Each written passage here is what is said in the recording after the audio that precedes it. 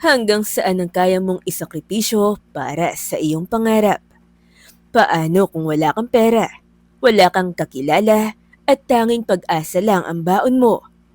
Kilalanin natin ang batang si Anton. Maagang gumising si Anton upang magakot ng mga sako ng palay kapalit ng kaunting kita. Ulila na siya sa mga magulang at mag-isang namumuhay sa kanilang maliit na bahay sa probinsya. Kahit pagod at kapos sa pera, hindi nawawala ang ngiti sa kanyang muka. Anton, bakit palagi kang nakangiti? Ang hirap na nga ng buhay mo. Tanong ng isang kapitbahay. Ngumiti lamang siya habang inilalagay ang ilang barya sa isang lumang alkansya. Hindi ho habang buhay, ganito ang buhay ko. Hindi habang buhay, nandito lang ako. Ha? Aalis ka ba? Saan ka pupunta? Kapag sapat na ang ipon ko, sasakay po ako ng bus papuntang Maynila. Maynila? Nako, baka sindakin ka lang ng Maynila. Baka pagkatapos ng ilang taon, umuwi ka dito sa probinsya. Hindi po yan. Mas natatakot akong habang buhay na hindi subukan ng pangarap ko. Muling napangiti si Anton. Hindi niya alam kung ano ang naghihintay sa kanya, pero handa siyang magsimula. Sa bayan, sa tuwing naglalakad pa uwi ay mapapadaan siya sa isang bakery. Sa pinakasulok ng baul ng alaala, naroon ang isang memoryang ayaw niya mabaon sa limot. Sa bahay nila isang umaga, si Anton at ang mama Lora niya nagsasalo sa pandesal habang sinasawsaw sa mainit na gatas at kape. Mama, bakit po bawal ako magkape? Tanong ng bata. Kasi bata ka pa anak. Tsaka na kapag nasa hustong gulang ka na. Ngumiti lang si Anton, nagpatuloy sa paghigop ng kanyang gatas. Ayon ang isa sa magandang alaala ni Anton sa mama niya, bago ito gupuin ng sakit. Makalipas ang 2 buwan, mahigpit na hawak ni Anton ang maliit niyang bag habang nakatanaw sa bintana ng bus. Habang papalapit ito sa Manila, unti-unti ring bumibilis ang tibok ng kanyang puso. Ilang perasong damit lamang ang laman ng kanyang bag at sapat na pera para makapagsimula ng ilang araw. Nang huminto ang bus sa terminal, dahan-dahan siyang bumaba. Hindi niya kilala ang lugar. Wala siyang kamag-anak o kaibigan na naghihintay. Tanging pag-asa at sipag lamang ang dala niya. Napabuntong hininga siya. Kaya ko to. Mahina niyang sabi sa sarili. Kinabukasan, buong araw siyang naghanap ng trabaho. Maraming tindahan at grocery ang kanyang pinasukan, ngunit halos pare-pareho ang sagot. May experience ka ba sa pagbebenta? Wala po. Pasensya na, hindi pa kami tumatanggap. Halos mawala na siya ng pag-asa nang may isang lalaki ang lumapit sa kanya. Naghahanap ka ba ng trabaho? Tanong nito. Opo. Kailangan namin ng workers sa construction site. Mabigat ang trabaho. Construction na, kargador pa. Kaya mo ba? Tumango agad si Anton. Kaya ko po. Kinabukasan, nagsimula siyang magtrabaho. Mabigat ang sako ng semento, bakal at hollow blocks na kanyang binubuhat. Sumasakit ang kanyang buong katawan at mga kamay, ngunit hindi siya nagreklamo. Makalipas ang ilang linggo, unti-unti nang nakilala si Anton ng mga kapwa niya construction worker. Isang hapon, habang pasan niya ang 2 sako ng semento, tinawag siya ng isa sa mga ito. Anton, bilisan mo naman! Baka bukas mo pa maihatid dyan! Nagtawanan ang iba. Lumapit pa ang isa. Akala ko ba malaki pangarap mo? Hanggang pagbubuhat ka lang pala ng semento eh. Oo nga. Kung ako sa'yo, susuko na lang ako. Wala namang yumayaman sa pagiging construction worker at kargador. Lalong lumakas ang tawanan ng mga kasamahan nila. Saglit na napayuko si Anton. Masakit marinig ang mga salitang yon, pero hindi siya sumagot ng may galit. Ngumiti lamang siya. Trabaho pa rin to. Mahinahon niyang sabi. At wala akong kinakahiyang marangal na paghahanap buhay. Hindi na siya nakipagtalo. Tahimik niyang ipinagpatuloy ang pagbubuhat ng mga materyales habang nasa isip niya ay isang bagay lang ang paulit-ulit na pumapasok. Balang araw, Mapapatunayan kong may mararating din ang taong masipag at hindi sumusuko. Pagsapit ng gabi, pagod na pagod siyang umuwi sa inuupahang maliit na silid. Naupo siya sa gilid ng kama at binilang ang kinita niya. Hindi ito kalakihan, ngunit sapat yun para makabili ng pagkain at makapag-ipon ng kaunti. Habang nakahiga siya, naisip niya ang kanyang pangarap. Balang araw, magkakaroon din ako ng sarili kong panadarya, sabi niya habang nakangisi. Sa unang pagkakataon mula nang makarating siya sa Manila, nakatulog siyang may ngiti sa labi. Dala ang pag-asang balang araw ay maaabot din niya ang pangarap na matagal na niyang iniingatan. Hindi nagtagal, napansin ni Anton na halos walang natitira sa kanyang sahod bilang construction worker. Matapos ang upa at pagkain, kakaunti lang ang naiipon niya. Kung ganito palagi, matatagalan bago ko maabot ang pangarap ko. Bulong niya. Isang umaga, inalok siya ng kaibigan niyang si Alfred. Anton, gusto mo bang maglako ng pandesal at bonete? May naghahanap kasi ng magbebenta. Hiramin mo na rin muna yung bisikleta ko. Napangiti si Anton. Talaga? Maraming salamat, Fred. Kinabukasan, 4:00 pa lang ay gising na siya. Isinakay niya ang kahon ng pandesal at bonete sa bisikleta at umikot sa mga barangay. Mainit na pandesal! Bonete po! Pagsapit ng umaga, halos ubos na ang kanyang paninda. Pagdating ng hapon, dumidiretso naman siya sa construction site. Kahit doble ang trabaho, hindi siya nagrereklamo. Alam niyang bawat araw ng pagsisikap ay hakbang papalapit sa kanyang pangarap. Isang gabi, muli siyang kumain sa karinderyang malapit sa pinagtatrabahuhan niya. Isang order pong adobo. Sandali lang po. Nakangiting sagot ng babaeng naghahain. Napansin niyang pamilyar na ang mukha nito. Ikaw na naman? Biro ng babae. Mukhang suki ka na rito ah. Napangiti si Anton. Masarap kasi ang luto niyo.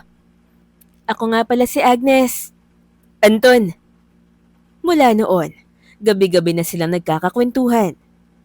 Ang sipag mo pala, sabi ni Agnes isang gabi. Naglalako ka ng tinapay sa umaga, tapos construction worker ka naman sa hapon. Kailangan, sagot ni Anton. May pangarap pa akong gustong abutin. Ano naman yun? Napatingin siya sa pandesal na nasa mesa. Noong bata pa ako, madalas kaming kumain ng nanay ko ng bagong lutong tinapay. Hanggang ngayon, pangarap kong maging panadero. Saglit siyang umiti bago dugtungan ang sinabi. At balang araw, gusto kong magkaroon ng sarili kong bakery. Tahimik na tumango si Agnes. Alam mo, Anton, hindi imposibleng mangyari yan. Basta wag kang titigil. Hindi inaasahan ni Anton ang mga salitang yun. Sa unang pagkakataon, may taong naniwala sa pangarap na matagal na niyang kinikimkim. Mula noong araw na yon, lalo siyang nagsumikap sa buhay. Tuwing madaling araw ay naglalako siya ng pandesal at bonete. Pagsapit ng hapon naman ay muli siya nagbubuhat ng semento sa construction site.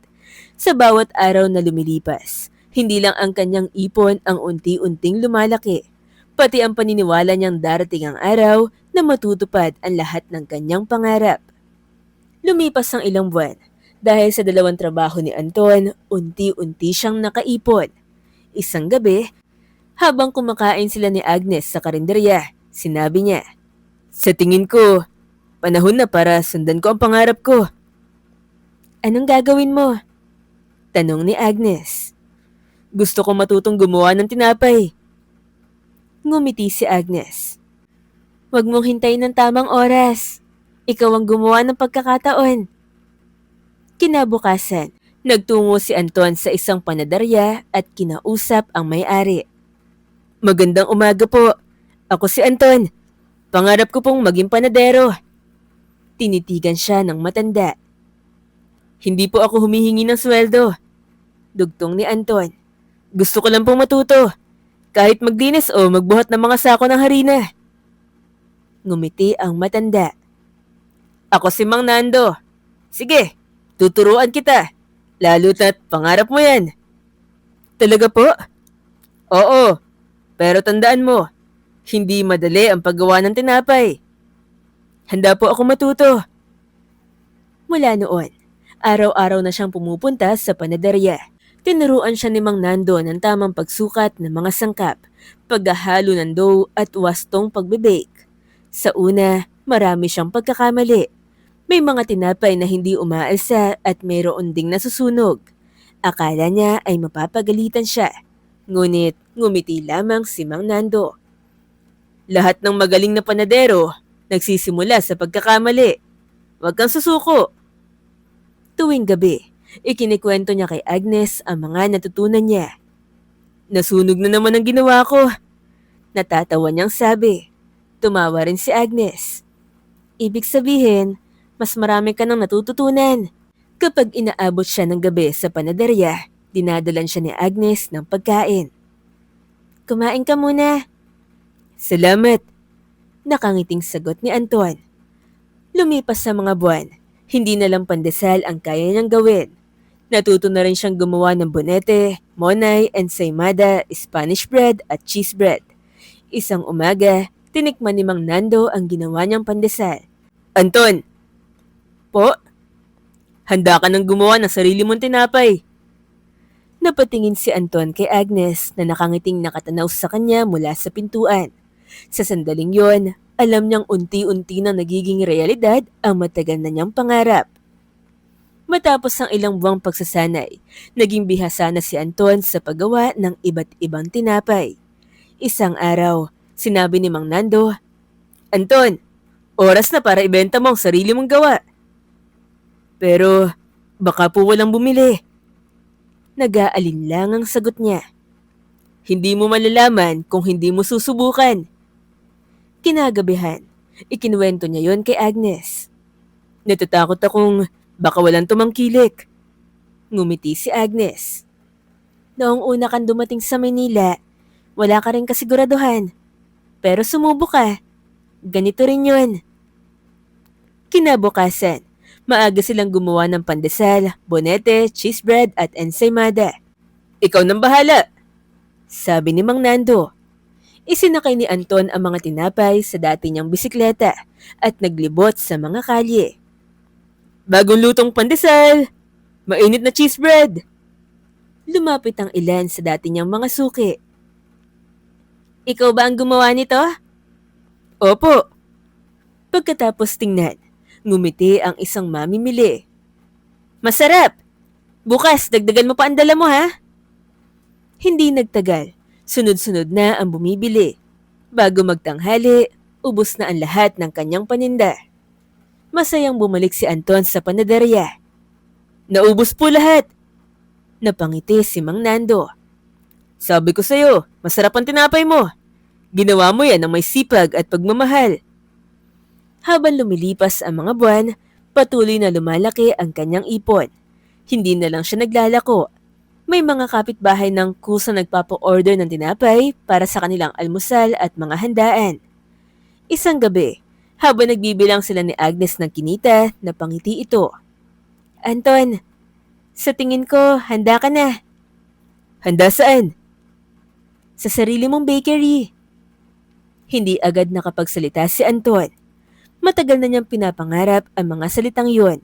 Sa tulong ng kanyang ipon at kaunting pautang ni Mang Nando na ipinangakong babayaran niya, nakahanap siya ng maliit na pwesto sa gilid ng isang mataong kalsada. Hindi ito magarbo. Isang maliit lamang na tindahan na may lumang oven, ilang mesa, estante at mga tray para sa tinapay. Ngunit para kay Anton, sapat na yon. Ilang araw silang naghanda. Tinulungan siya ni Mang Nando sa pag-ayos ng oven at mga kagamitan. Si Agnes naman ang naglinis ng tindahan, naglagay ng simpleng dekorasyon at gumawa ng karatulang may nakasulat na Anton's Bakery. Dumating ang araw ng pagbubukas. Maaga pa lamang ay nagsimula na silang gumawa ng tinapay. Nang bumukas ang pinto ng bakery, isa-isang pumasok ang mga unang mamimili. Ang bango naman!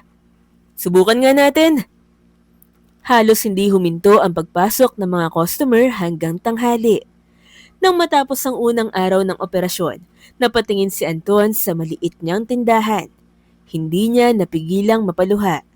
Mula sa pagiging kargador, construction worker at naglalako ng tinapay gamit ang hiram na bisikleta, mayroon na siyang sariling panadarya. Hindi pa man siya nasa dulo ng kanyang pangarap, alam niyang napakalayo na ng kanyang narating. Lumipas ang 3 buwan at unti-unting sumikat ang maliit na bakery ni Anton. Dumami ang mga suki, humahaba ang pila tuwing umaga at madalas ay ubos agad ang bagong lutong tinapay. Naging supplier pa siya ng ilang tindahan sa ibang barangay.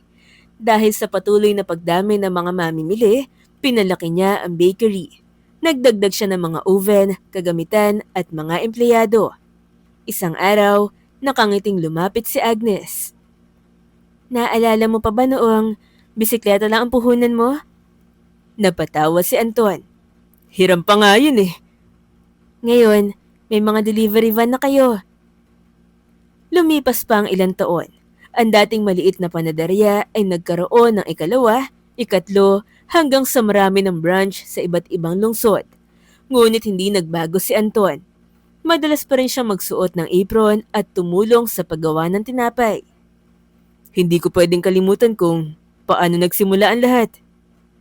Nakangiti niyang sabi. Hindi rin niya nakalimutan ang taong unang naniwala sa kanya. Isang gabi, niyaya niya si Agnes sa panadaryang una nilang pinagsamahan. Lagi kang nasa tabi ko, sabi ni Anton. Noong wala pa akong pera at noong kargador pa lang ako. Humawak siya sa kamay nito.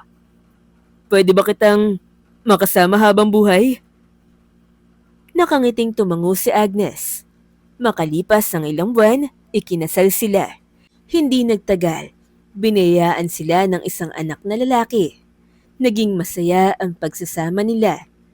Tulungan silang pinalago lalo ang Anton's Bakery. Nakilala ito ng marami, lalo na noong gumawa sila ng social media. Umulan ng good reviews kung saan pinuri ng pinuri ito. Nagkikatering din sila ng mga tinapay at isa sa napagdelivera nila ay sa taping set ng mga sikat na artista. Walang paglagyan ang tuwa sa puso ni Anton at ng may bahay niyang si Agnes. Minsan, habang karga niya ang anak sa loob ng kanilang pinagmamalaking branch, napangiti siya. Anak, ang pinakamahalagang maipapamana ko sa iyo, hindi ang bakery na to, kundi ang sipag, tiyaga at pagiging mabuting tao. Napatingin siya sa mga customer, sa mga empleyadong abala at kay Agnes na pinagmamasdan silang mag-ama. Naalala niya ang araw na bumaba siya sa bus sa Maynila. Halos walang pera, walang kakilala at walang kasiguraduhan. Lumapit si Agnes at hinawakan ang kanyang kamay. Anong iniisip mo? Masaya lang ako. Nakangiting sagot ni Anton. Masaya ako dahil hindi ako sumuko. Tumango si Agnes. At tingnan mo, dito ka dinala ng pagsisimula. Magkahawak kamay nilang pinagmasdan ang napakalaking bakery na minsan ay pangarap lamang ni Anton. Napangiti siya. Naalala niya ang mga araw na kargador pa lamang siya. Ang mga umaga naglalako siya ng pandesal gamit ang hiniram na bisikleta. At ang mga panahong halos wala siyang pera. Doon niya napatunayang ang tagumpay ay hindi nasusukat sa dami ng branch o laki ng kinikita. Nasusukat ito sa lakas ng loob na magsimula, sa sipag na hindi sumusuko, at sa mga taong naniniwala sa iyo kahit wala ka pang napapatunayan. Habang kumakalat ang halimuyak ng bagong lutong tinapay sa buong bakery, napangiti si Anton. Ang dating pangarap lamang, ngayon ay isa ng magandang realidad. Ang kwento ng buhay ni Anton ay nagpapaalala sa atin na minsan hindi maganda ang simula ng buhay. Maaring mapunta tayo sa trabahong hindi natin pangarap o pagtawanan ng ibang tao dahil sa ating kalagayan. Ngunit tulad ni Anton, ang mahalaga ay hindi kung saan tayo nagsimula, kundi ang pagpili nating huwag sumuko. Sa sipag, tiyaga at paniniwala sa sariling pangarap, darating din ang araw na maipagmamalaki natin ang ating pinagdaanan at masasabi nating sulit ang bawat sakripisyo. Mga ka-Phenoms, nagustuhan niyo po ba ang kwento ni Anton? Anong masasabi niyo kay Anton at sa pagpupursige niyang matupad ang pangarap niya? Ano ang aral na napulot ninyo dito? I-comment niyo naman po sa baba ang opinyon niyo. Maraming salamat po sa pakikinig. Hanggang sa muling kwentuhan, ito ang Phenom Stories.